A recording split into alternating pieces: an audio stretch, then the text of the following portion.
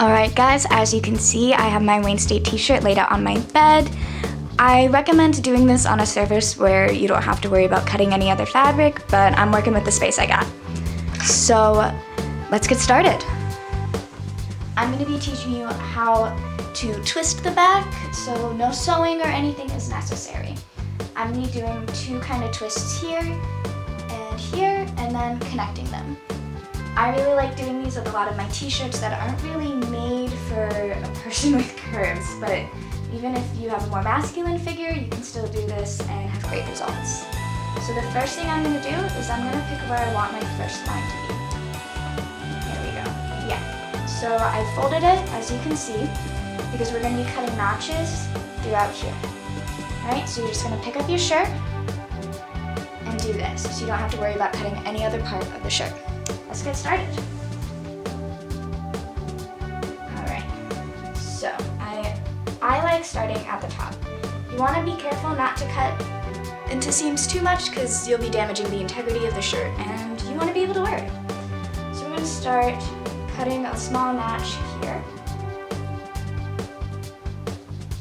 Now, the distances between your notches don't really matter, but how deep they go in will change the way your braid looks. So you want to try and keep that as even as possible. I like to use my thumb as a marker for how wide each one is going to be. And you just keep cutting.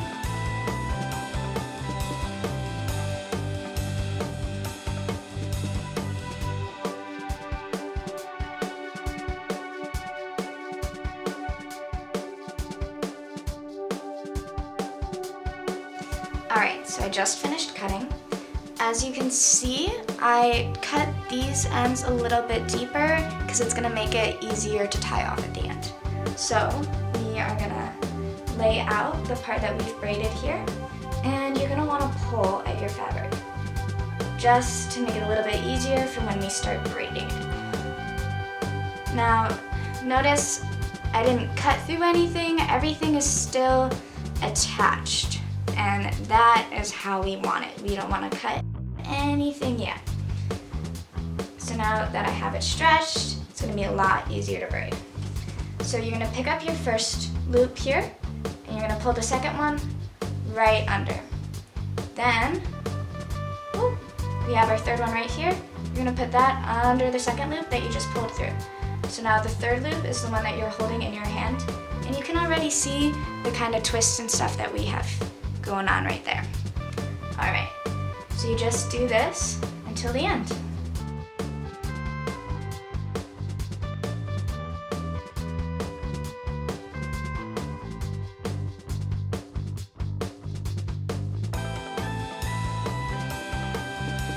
Alright, so now we're come down to our last two in the absolute bottom of the shirt.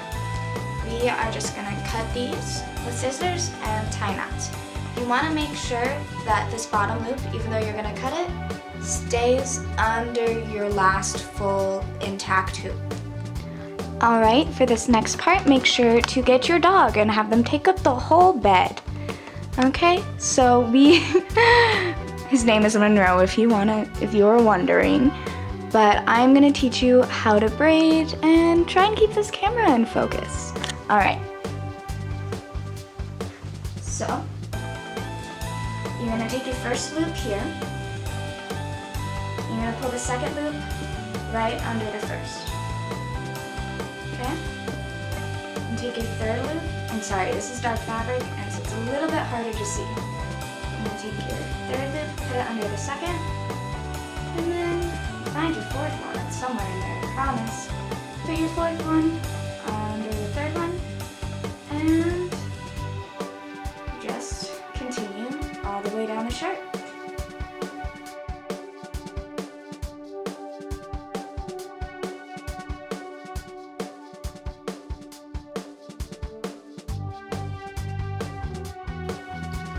Alright, so we just did our last one, and we're going to leave this little end of the shirt not part of the braid because we're going to be tying this to this. The way I like to do this is by cutting it right here and then tying 2 knots one here, and one here. Alright, so this is how the shirt looks on. I'm really pleased with the way it turned out. I think it fits my figure a lot more and my personality a lot more. So please send us pictures of your results and tag us on Instagram at Campus Activities Team, all lowercase.